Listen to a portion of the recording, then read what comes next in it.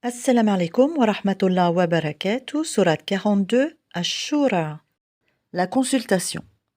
Au nom d'Allah, le tout miséricordieux, le très miséricordieux. Hamim, Ain, Sin, Qaf. C'est ainsi qu'Allah, le puissant, le sage, te fait des révélations comme à ceux qui ont vécu avant toi. À lui appartient ce qui est dans les cieux et ce qui est sur la terre. Et il est le sublime, le très grand. Peu s'en faut que les cieux ne se fendent depuis leur fête, quand les anges glorifient leur Seigneur, célèbrent ses louanges et implorent le pardon pour ceux qui sont sur la terre. Allah est certes le pardonneur, le très miséricordieux.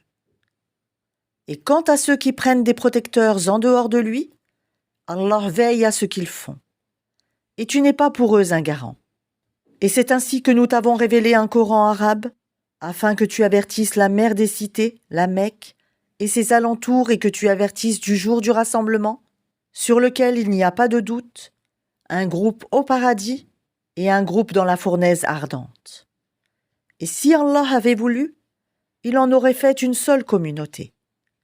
Mais il fait entrer qui il veut dans sa miséricorde. Et les injustes n'auront ni maître ni secoureur. Ont-ils pris des maîtres en dehors de lui? C'est Allah qui est le seul maître, et c'est lui qui redonne la vie aux morts, et c'est lui qui est omnipotent. Sur toutes vos divergences, le jugement appartient à Allah. Tel est Allah mon Seigneur. En lui je place ma confiance, et c'est à lui que je retourne repentant, Créateur des cieux et de la terre.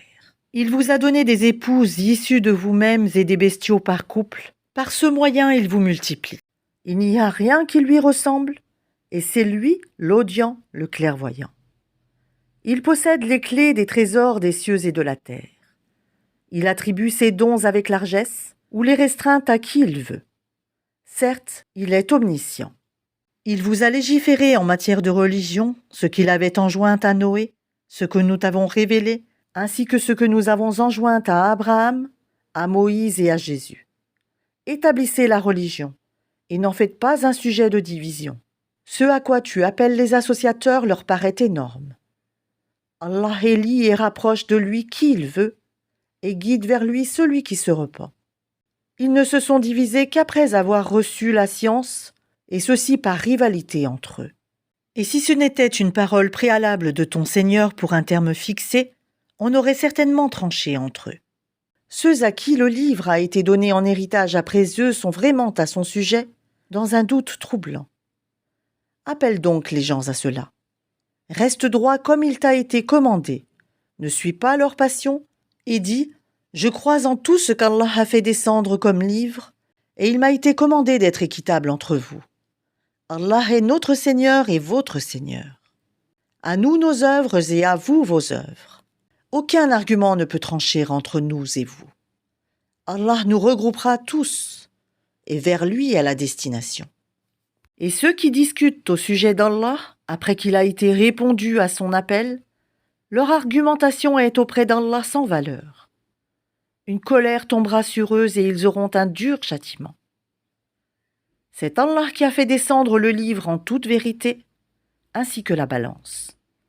Et qu'en sais-tu? Peut-être que l'heure est proche. Ceux qui n'y croient pas cherchent à la hâter, tandis que ceux qui croient en sont craintifs et savent quelle est la pure vérité. Et ceux qui discutent à propos de l'heure sont dans un égarement lointain. Allah est doux envers ses serviteurs. Il attribue ses biens à qui il veut, et c'est lui, le fort, le puissant. Quiconque désire labourer le champ de la vie future, nous augmenterons pour lui son labour. Quiconque désire labourer le champ de la présente vie, nous lui en accorderons de ses jouissances, mais il n'aura pas de part dans l'au-delà. Ou bien aurait-il des associés à Allah qui auraient établi pour eux des lois religieuses qu'Allah n'a jamais permises? Or, si l'arrêt décisif n'avait pas été prononcé, il aurait été tranché entre eux. Les injustes auront certes un châtiment douloureux. Tu verras les injustes épouvantés par ce qu'ils ont fait, et le châtiment s'abattra sur eux inéluctablement. Et ceux qui croient et accomplissent les bonnes œuvres seront dans les sites fleuris des jardins, ayant ce qu'ils voudront auprès de leur Seigneur. Telle est la grande grâce. Telle est la bonne nouvelle qu'Allah annonce à ceux de ses serviteurs qui croient et accomplissent les bonnes œuvres. Dit, je ne vous en demande aucun salaire si ce n'est l'affection eu égard à nos liens de parenté. Et quiconque accomplit une bonne action, nous répondons par une récompense plus belle encore. Allah est certes pardonneur et reconnaissant. Ou bien ils disent il a inventé un mensonge contre Allah. Or, si Allah voulait, il scellerait ton cœur. Par ces paroles, cependant, Allah efface le faux et confirme le vrai. Il connaît parfaitement le contenu des poitrines. Et c'est lui qui agrée de ses serviteurs le repentir, pardonne les méfaits et sait ce que vous faites, et exauce les vœux de ceux qui croient et accomplissent les bonnes œuvres, et leur accroît sa faveur, tandis que les mécréants ont un dur châtiment.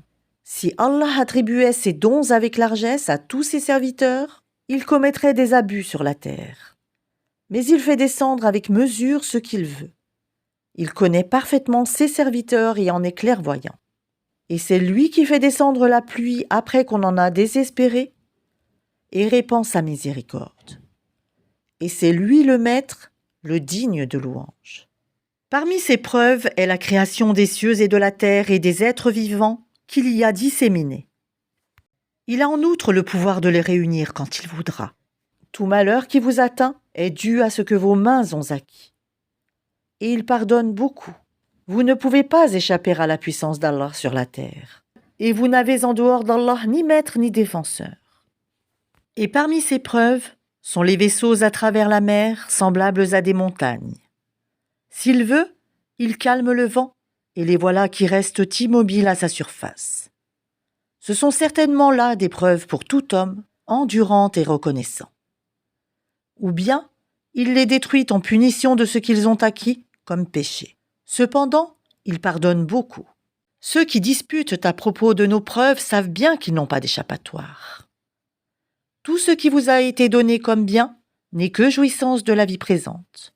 Mais ce qui est auprès d'Allah est meilleur et plus durable pour ceux qui ont cru et qui placent leur confiance en leur Seigneur, qui évitent de commettre les péchés les plus graves ainsi que les turpitudes, et qui pardonnent après s'être mis en colère, qui répondent à l'appel de leur Seigneur, accomplissent la sellette, se consultent entre eux à propos de leurs affaires, dépensent de ce que nous leur attribuons, et qui, atteints par la justice, ripostent. La sanction d'une mauvaise action est une mauvaise action, une peine identique.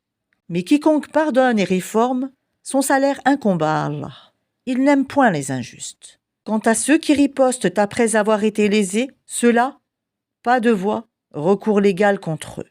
Il n'y a de voie, de recours que contre ceux qui lèsent les gens et commettent des abus, contrairement au droit, sur la terre. Ceux-là auront un châtiment douloureux. Et celui qui endure et pardonne, cela en vérité fait partie des bonnes dispositions et de la résolution dans les affaires. Et quiconque Allah égare n'a aucun protecteur après lui. Cependant, tu verras les injustes dire, en voyant le châtiment, « Y a-t-il un moyen de retourner sur terre ?» Et tu les verras exposés devant l'enfer, confondus dans l'avilissement, et regardant d'un œil furtif, tandis que ceux qui ont cru diront, « Les perdants sont certes ceux qui, au jour de la résurrection, font leur propre perte et celle de leur famille. Les injustes subiront certes un châtiment permanent.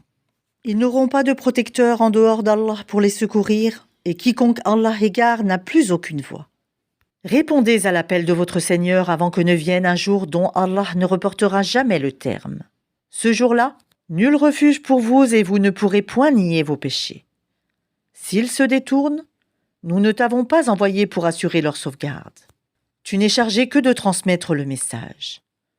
Et lorsque nous faisons goûter à l'homme une miséricorde venant de nous, il en exulte. Mais si un malheur les atteint pour ce que leurs mains ont perpétré, l'homme est alors très ingrat. À Allah appartient la royauté des cieux et de la terre.